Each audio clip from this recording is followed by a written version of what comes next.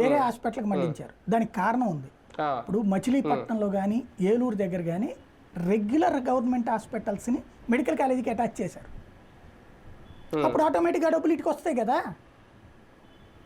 ఆటోమేటిక్గా ఇటుకు వస్తాయి కదా. అది నేరం కాదు, వాళ్ళు జేబులు వేసుకుంటే తప్పు. కానీ ఒక డిపార్ట్మెంట్ నుంచి అదే మెడికల్ డిపార్ట్మెంట్కి అంటే అది తప్పు కాదని అన్నగాని సార్, దానివల్ల నిర్మాణం ఆలస్యం అవ్వట్లేదా? ఇప్పుడు ఈ మెడికల్ కాలేజీకి ఇచ్చిన డబ్బులు అక్కడ ఉన్న హాస్పిటల్కి ఖర్చు పెట్టారు.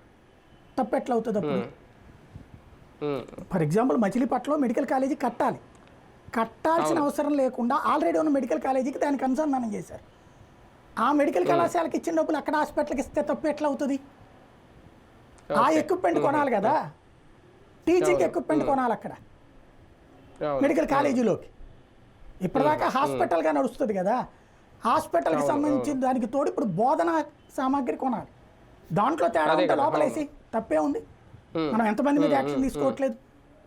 దానికోసం నాకు సీట్లు వద్దని చెప్పక్కర్లేదు కదా. బేసిక్గా మెడికల్ సీట్లు రావడమే ఘనం, వచ్చిన దాన్ని వద్దనుకోవడం ఎలా ఘనం అవుతుంది, ఎలా కరెక్ట్ అవుతుంది? అవి కదా ఆలోచించాల్సింది. అవును అవును. సీట్లు తగ్గించే ఆలోచన కేంద్రానిదా లేదంటే రాష్ట్ర ప్రభుత్వమే తిరస్కరిస్తుందా? 750 సీట్లు వస్తే వాటిని 50కే కుదించారు అంటూ నిన్న ఆయన మాట్లాడు. పులివెందుల్లో కూడా 50 సీట్లకే తగ్గించేశారంట కదా. ఆ రెండు రకాలు ఉంటాయి. ఒకటి ఏంటంటే మనం కట్టిన బిల్డింగ్ మన